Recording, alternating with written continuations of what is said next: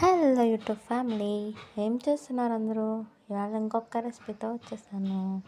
అదేంటంటే టిఫిన్కి ఏం చేస్తున్నారండి మీరు? మేమైతే మొన్న దాకా బ్రెడ్ ఆమ్లెట్ తినేవాళ్ళం. ఇప్పుడైతే ఎగ్ 2 స్లైసెస్ చేసి ఫ్రై చేస్తున్నాను.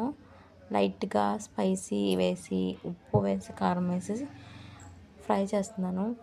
గుడ్డుని తినండి, శక్తిని పెంచండి అంటారు కదా. సో అందుకే ఆదివారం రోజున మాకు మార్నింగ్ టిఫిన్ 2 ఎగ్స్ని హాఫ్ చేసి అందులో ఉప్పు కారం వేసి తింటాము.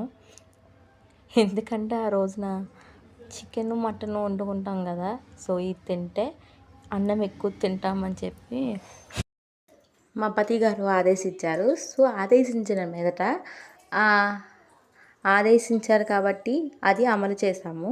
సో ఆదివారం వచ్చేటప్పటికి ఎప్పటి నుంచో ఒక 6 మంత్స్ నుంచి ఇలాగా ఎగ్స్ని బాయిల్ చేసి దాన్ని హాఫ్గా కట్ చేసి ఇలా ఉప్పు కారం వేసుకొని వేపుకొని తినడం అలవాటు అయిపోయింది. బ్రెడ్ అంటే మైదా కదా, సో బ్రెడ్ అంతా హెల్తీ ఫుడ్ కాదు, ఎగ్ అయితే హెల్తీ ఫుడ్ అని చెప్పి దీన్నే స్టార్ట్ చేసాము. ఇలా మీరు ఎప్పుడైనా తిన్నారా లేదా కామెంట్ చేయండి. ఈ వీడియో మీకు నచ్చినట్లయితే లైక్ చేయండి, షేర్ చేయండి, సబ్స్క్రైబ్ చేసుకొని ఆల్ బెల్ని క్లిక్ చేయండి గైస్. చాలామంది ఇదివరకు లైవ్కి వచ్చి సపోర్ట్ చేసేవారు.